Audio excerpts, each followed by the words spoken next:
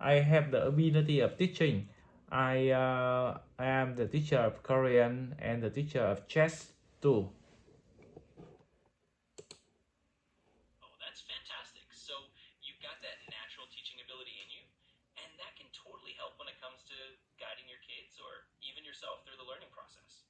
So we'll just keep it nice and straightforward and lean on that strength of yours. You know, you've got the teaching background, and that can really help you break things down and just make it all feel a little more natural. Yes, and I also want to improve my English, so that I can teach my children well, and I also can teach other people. Yeah, that makes a lot of sense. It's like a one win. As you get more confident in English, you can teach your kids even better and maybe even help others too. So we'll just keep focusing on that goal. And I think with your teaching background and a bit of daily practice, you're going to do great. Yes, but actually I'm not confident with my level of English right now, so maybe it's the time to practice, right? Yeah, absolutely. We can definitely take it step by step. And don't worry at all about your confidence level right now. It's totally normal to feel that way. The more you practice and the more you kind of just do these little daily steps, the more natural it's going to feel. And you'll just find that your confidence grows over time. So we'll keep it nice and easy, and you'll get there for sure. Yes, for my two children, the boy he nearly 8 years old, and I taught her to study, taught him to study English from 3 or 4 years old. Actually, he can know a lot of words, but it's a little bit difficult for him to connect the words to speak the long sentence. Yeah, and that's totally normal for kids around that age. It's great that he already knows a lot of words. I mean, that's a huge foundation. And over time, as he gets more comfortable, those longer sentences will start to come more naturally. So I think you're on the right track with him, and just keep it fun and engaging, and he'll definitely grow into it. Yeah, so for the girl, the little girl, I decided to taught her English from a very small child, maybe 1 or 2 months old. Yeah, starting early is a great idea, and it's actually a lot of fun to just weave it into daily routines. Kids pick up sounds and words really naturally at that age. So the earlier you start, the more it just becomes a normal part of her day, and it'll be really cool to see how both your kids grow with it. Yes, at the time, all the people around me say that do not teach her English from a baby because maybe it's difficult for her to understand to use two kind of languages.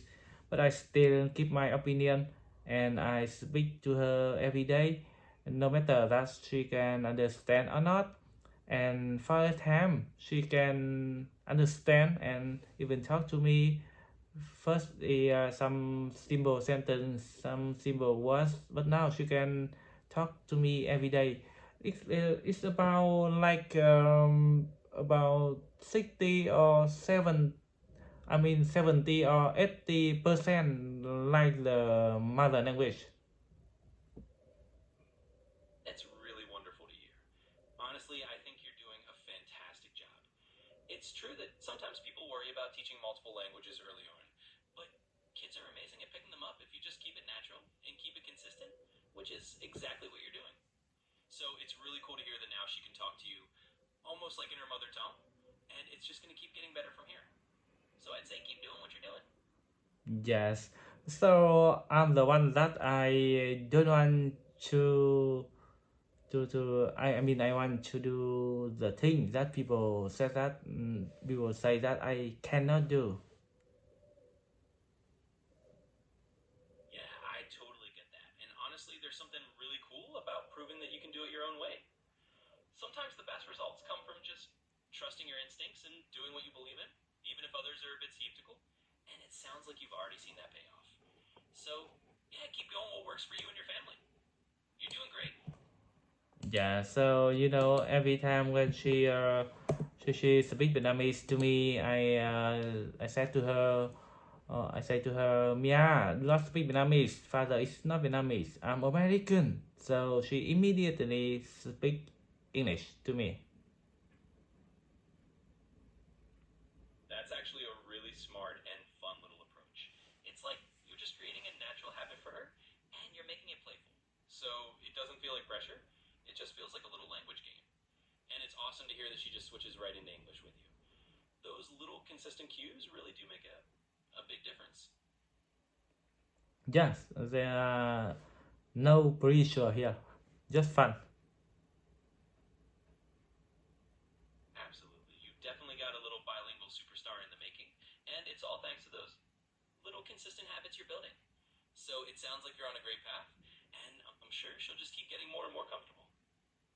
Yeah, so do you think that when she grow up, she will know how valuable, how expensive, how meaningful the gift that her father gave her, that is English. I really do think she'll appreciate it as she gets older. I mean, she might not fully realize it right now because it's just normal life for her, but later on, she'll probably look back and realize how valuable it was to have that kind of head start. And she'll likely be grateful that you gave her that gift of being comfortable in another language from such a young age. So, yeah, I think future her will definitely thank you. Yes, uh, because in my opinion, if the children can pick up English early, it will help their life a lot. Absolutely. I couldn't agree more. I think giving them that early exposure really does open up a lot of opportunities and just makes life a bit easier down the road. And it sounds like you're really setting them up for success. So, yeah, it's a great gift to give them for sure. Yes, and even the people, uh, yeah, mm, a lot of people around me when they grow up, it's quite difficult for them to learn English. Yeah, because maybe they study in the wrong way in the past. But Yeah, if we can start early, it's quite good, right? yeah, exactly. Starting early just makes it a lot more natural, and it takes away a lot of that difficulty that people sometimes feel when they're older. So I think you're doing a fantastic thing for your kids, and it's going to pay off in the long run. Okay. Yeah, absolutely. I think you're on a great path, and it sounds like you're doing a really awesome job just trusting your instincts. So keep it up, and I'm sure you'll see all that early effort really paying off. Yeah. Yeah. In my opinion, investing on children is also very important compared with investing in time on earning money because mm, that's all.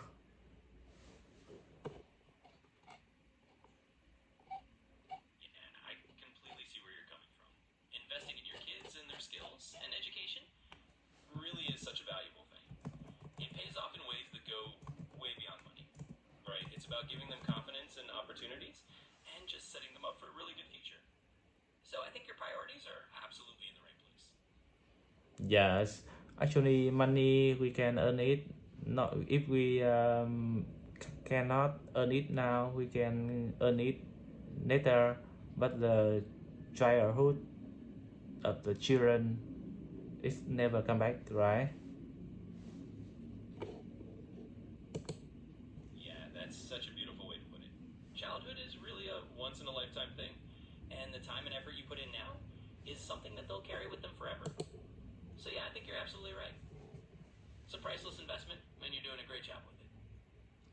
And I also care about teaching the children playing chess because, in my opinion, my point of view, chess is also very important. Yeah, absolutely. I think that's a really wonderful perspective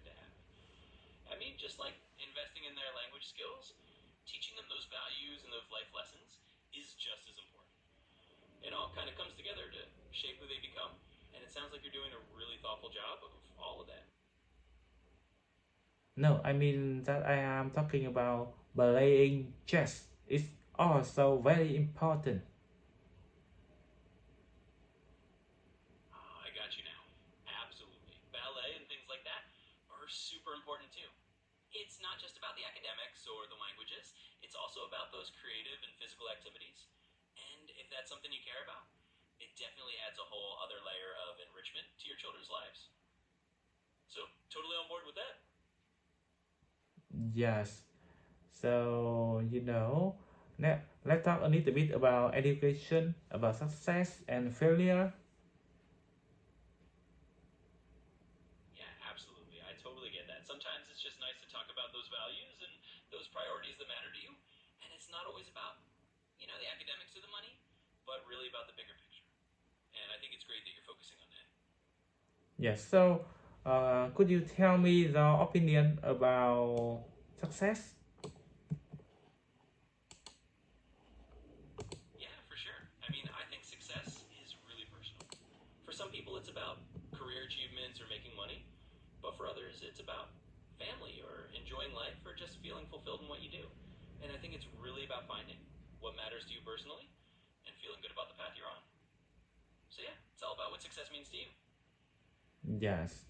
So, you mean that success for for each person is so different?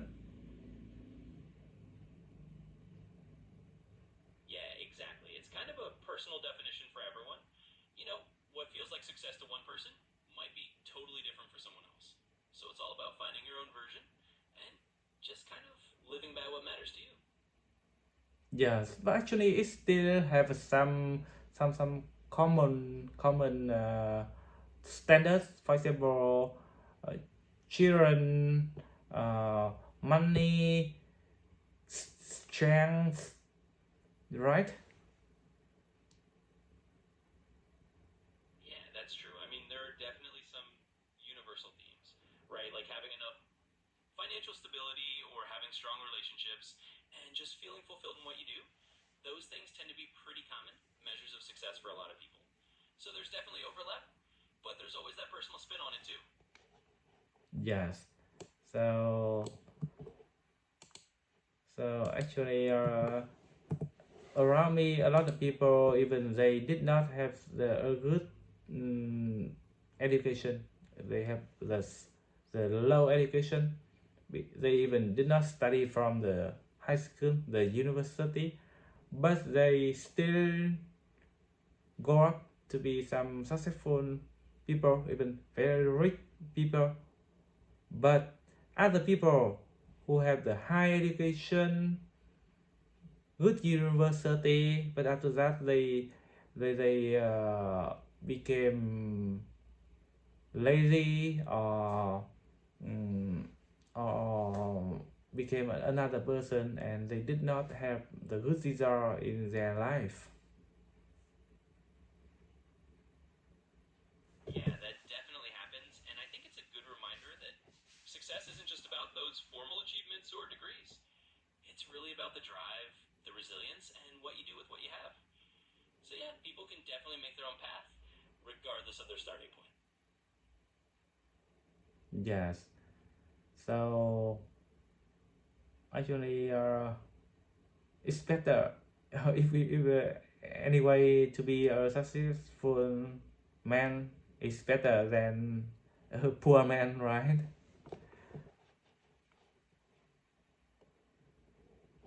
Yeah, I mean, it definitely can give you some advantages in certain ways, but it's not the only factor. There are plenty of people who start with less and still find a way to be really successful on their own terms. So it's really a combination of circumstances and what you do with them that shapes success in the end. Yes. Okay. Some people they often say, "Oh, money is not important," but the truth is that man cannot earn a lot of money. Yeah, that's a far point. Money definitely does play a role. I mean, it's a part of life.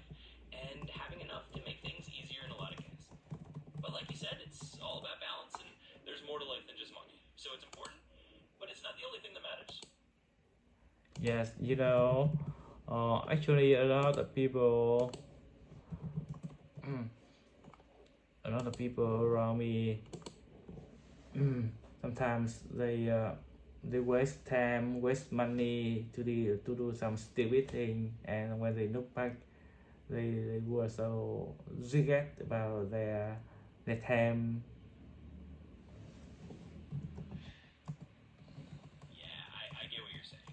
Sometimes people do end up spending a lot on things that don't really fulfill them, and then they kind of feel stuck or regret it. It's definitely a balance to figure out where to put your time and money in a way that really makes you happy in the long run. So I think you're definitely thinking about it in a thoughtful way. Okay, okay. Also, okay, now maybe the time I need to go to bed. So thanks for talking to me, sharing with me, and give me some motivation to practice English. Absolutely. I'm glad we got to chat, and I'm really happy I could give you a little motivation. So have a great rest, and whenever you're ready to practice more English, I'm Yeah. here. But now I'm 37 years old, so it's impossible for me to be a good English teacher, a good even a great teacher.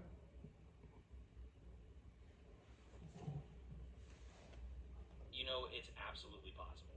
Age really isn't a barrier to becoming a great English teacher or getting really good at it yourself. You've got the experience and the motivation, and that counts for a lot. So if that's your goal, I say go for it. Yes, but I did not study from a university of English, and and I'm not the native speaker too. So is there any chance for me to be professional in English? Absolutely. There's definitely a chance. I mean, lots of people become professional in English or even teach it without being a native speaker. It's all about practice and dedication, and it sounds like you've got that. So if that's what you want to do, I'd say go away. You're definitely not too late to get there. Yes. So if I spend about a year to study with all my ability, all my heart, all most of my time, so can I be a professional one in English? Absolutely. If you're putting your heart and a year of dedicated effort into it, you can absolutely reach a professional level. A year of focused practice can make a huge difference. So if you really go for it, there's no reason you can't get there. Okay, okay. Thank you, thank you. So now I want to go to sleep. See you soon.